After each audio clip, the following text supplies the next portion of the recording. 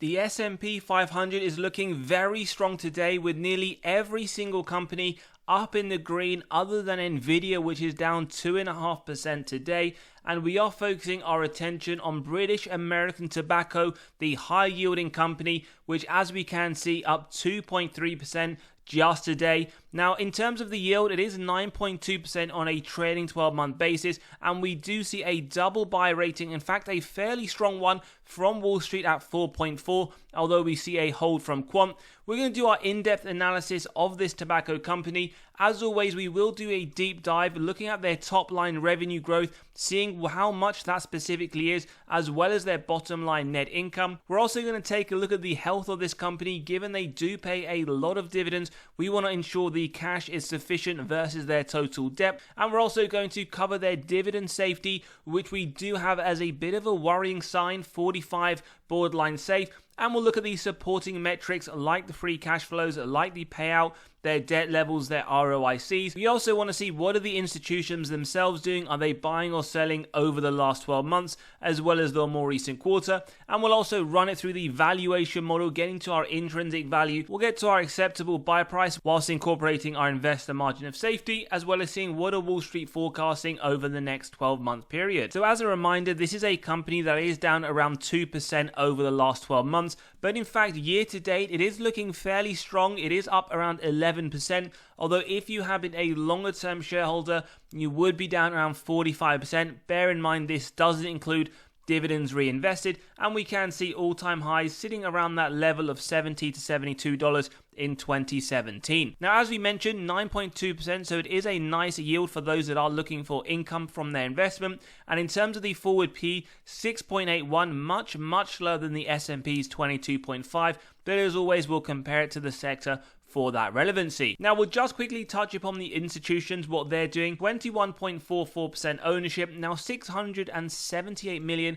worth of sales by these institutions over the last 12 months. We can see a lot more buying over the same period, 852 to be exact. But what we will draw your attention to is the fact that in the more recent quarter, we do note a little bit more selling by institutions than they have been buying, which does go against the trend over the last 3 quarters. As we can see, 3 of the last 4 quarters, they have been buying more than they have been selling. As always though, do your own due diligence, never copy what the institutions do, but we do like to incorporate this into one element of our review. Now, in terms of their total revenues, as always, 3 to 7% is what we want to see in terms of a baseline. 22 billion reported in 2014, 35 billion in their more recent accounts. Now, there is some nice growth over the longer term, but what you will see when we look at it from a more graphical basis, over the last 6 to 7 years, there has been relatively minimal movement, and what we want to understand is whether or not they have been at least increasing by 3 to 4% just to keep up in line with inflation, because if they aren't doing that, then in real terms, their top line is decreasing, and we will shortly take a look at the percentage format as well. In terms of their bottom line, well, 4.8 billion in terms of net income in 2014. What we do note though, in their more recent annual accounts, negative 18 billion. That is essentially due to a non-cash impairment charge around 31 billion. That is to essentially reduce the carrying value of their acquired US cigarette brand. So if you do remove that out, that one-off charge, then we can see it would be slightly higher, around 12 billion, so higher than the previous year. Overall though, what we are getting a sense of in terms of both the top line and the bottom line, there is relatively minimal movement year on year, so something to incorporate into your own investment analysis as well, as we do understand a lot of people do like this for that higher yield. In terms of their cash versus total debt, well, 2.9 billion in terms of 2014's cash and short-term investment position, 6.7 billion in their latest quarterly report. So we can see over the longer term, British American Tobacco has been increasing their cash position.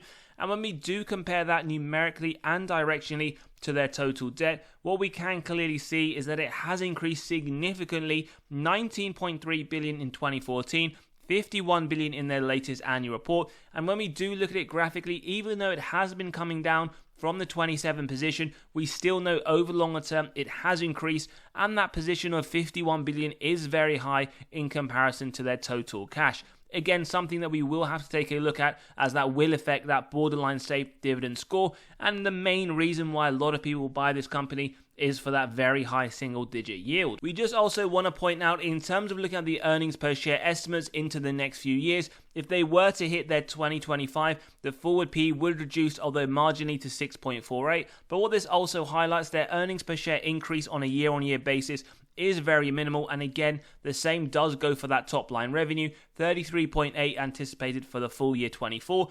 34.82 for the full year in 2025. Again, these we will incorporate into our margin of safety. We then move on to some of the metrics. The first one, the underlying metric for the valuation. They do get an A+, so the first reason for this, as we can see, 6.81, sector median 17.2. So in terms of comparing it to the industry average, you are getting for BTI a discount of 61%. That is the general theme that you can see with all the other valuation methods, hence why they do get an A or an A+. But one thing we do want to point out, you do need to understand they may be trading at a discount for a certain reason, whether it is due to their lack of growth or their lack of profitability, which is what we will need to conclude today. In terms of the growth rate, well, we can already see D-, so you maybe start to understand the reason for the valuation. A negative 1% decrease to the year-on-year movement on the top line. Sector median, even though it is low single digit, it is positive of 2.64%, and we can see forward-looking 1.3%, whereas the sector median 3.53 is higher. And again, that theme does continue when we look at their earnings per share. Low single digit 4%, whereas the others high single digit at 8% in the industry, is starting to show a bit more color around why this company is trading at a lower valuation. We then move on to the profitability, so we actually see an A+, so actually very strong, 82% in terms of gross margin. Sector as a whole, 35%. Bottom line, negative 52. Now, this will be a bit skewed, as we said, that non-cash impairment charge. Sector median, 5.17, so we will have to remove this from our consideration. And when we do finally move on to the final one that we want to highlight, cash from operations, 14 billion, as we can see, sector median, 821 million. So they are producing a lot of cash, a lot higher than the sector average. But as a way to conclude this part of our analysis, a double buy rating from Seeking Alpha and Wall Street. As we said, 4.4 out of 5 for Wall Street is fairly high. A hold from Quant, A+ on the valuation, a D- on the growth, with an A+ on profitability. Also, just to let you know, we have released our latest free weekly article where we look at 10 undervalued companies with some very, very strong balance sheets. If you want access to this completely free, do click on that pinned comment below. You'll also get access to all of these other articles, all completely free, and as we said, you can read straight away. So now we just want to compare their performance against others in the industry, spot any themes, or see whether or not they have outperformed. We have Ultra Group, a favorite in this industry, Japan Tobacco, Imperial Brands, as well as a few others. Now, what we note over the last year, so now this is total return, this will include dividends reinvested, they are the second best, up 5%. As we can see, they've all, other than VGR, had a positive return over the last year. When we expand this over the last 5 years, we do see that they are pretty much in the middle of their competitors, up 32%. Ultra Group performing marginally better. And then when we expand it over the last 10 years, we do actually see very poor performance and pretty mixed across the industry. BTI down 3%, Ultra up 106%, and we can see VGR out leading at 156%. Now, this doesn't really mean anything -3 over the last 10 years other than historical information. In terms of moving forwards, yes, you can incorporate it into your analysis, but do understand it won't have any effect on how they'll perform in the future. The real main question that I would say to ask yourself is, will it outperform the S&P? If you don't believe that, then low-cost ETFs are the way to go. Over the last year, S&P has clearly outperformed, 25 versus 3%. Over the last 5 years, again, clear outperformance. And when we do expand it over the last 10 years, again, we are getting to the same answer. And one thing I want to highlight here, these results are if you do reinvest those dividends. So if you don't reinvest those dividends, the performance from BTI would be much, much worse. So do bear that in mind. It is an important factor there. Unless you are using this company just to take those 9% yields and use it in your own day-to-day life expenses, do bear in mind outperformance isn't something that you will have gotten with BTI over the last 10 years. We then move on to some of their underlying metrics. Dividend safety score now 45, borderline safe, market cap 70 billion. And what we can in fact see, it was reaffirmed a few months ago that it is borderline, which essentially states that there is a moderate risk of a dividend cut with British American Tobacco over a full economic cycle. Now, how did they do in the last recession for those that see one inbound? Well, they increased their dividend during the 07-09 Great Recession. They had plus 5% sales, well above the average, which was negative 12 for the S&P, and the recession return, negative 31, outperforming the S&P, negative 55. Now, dividend growth, what you will need to understand with this is that we want to see a minimum of 4%, just to keep up in line with inflation. Reason for this, inflation rate in the US over the last 40 years was 4%. If you're getting less in your dividends, you're getting less in your salary, in your other income producing assets, you are in fact taking a pay cut and losing your purchasing power. So 2% this year wasn't the greatest, 3% not fantastic either, 9% yes, nice over the last 20 years, but as we can see in the more recent years, it has started to slow down. Now, what we will point out is they are 1 year away from becoming a dividend aristocrat. Currently, they have 24 years of paying a dividend with consecutive increases. Now, dividend yield theory, as always, states a company is undervalued when the current yield sits above the 5-year average. So we have one clear undervaluation signal, another undervaluation signal, as the forward P 6.9 sits below the 5-year average. And in fact, we have a triple undervaluation signal, as it is also lower than the consumer staples sector PE. Just bear in mind though, we're not looking at any of these models in singularity. We will conclude towards the end. Free cash flow payout, always the one you should draw your attention to, as the earnings is susceptible to manipulation by management through accounting. 85% or lower for tobacco industry to be specific, and since 2018 it has been very low, 65% anticipated over the next 12 months, so realistically we would like to see at least inflationary increases with BTI moving forwards. In terms of free cash flow, well, as always, consistent increases over longer term. We do see that growth nearly 3 times over the last 10 years, but it is a little bit inconsistent, and we do want to point out over the next 12 months, it is anticipated to drop down. In terms of sales growth, well, this is what we were getting at. We want to see 3 to 7%. Very, very inconsistent. Over the last 4 years, it has been either flat or negative for 3 of the 4, and we do see 2014, 2015 negative growth. So across the board with this company, it is very, very inconsistent.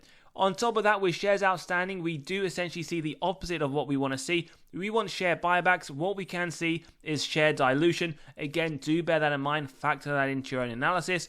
And with the ROIC, as always, 10% or more give us faith that management can effectively allocate their capital. Since 2017, it has been lower. Yes, it has been increasing. 2023, though, we do get to see nice double digit. One thing we would say, though, if you do compare this to Altria, which is one of their competitors, much, much better ROIC. In terms of margins, again, this is what we like to see. Above 25% for tobacco, which is what we get, and operational efficiency, 36% in 2014, 46% in 2023. The same to be said for the free cash flow margin, increasing over the longer term, and we see some phenomenal numbers year on year. So this is quite clearly a free cash flow machine. And one of the things that should really pique your interest with these companies that pay high dividends is the net debt to EBITDA, earnings before interest, tax, depreciation, amortization, because this does correlate not just to the balance sheet strength, but also the dividend safety.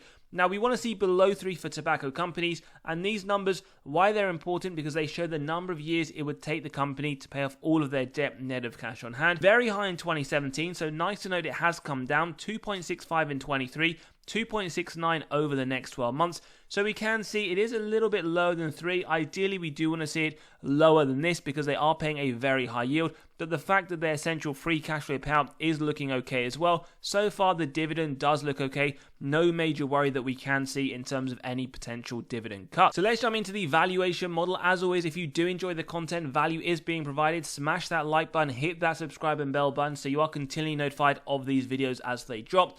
Now, the first model is Graham's valuation. We have the earnings per share, long-term growth rate, AAA corporate bond yield, and we can see here intrinsic value $44. So we get our first undervaluation signal. But as always, bear in mind we don't look at any one of these models in isolation.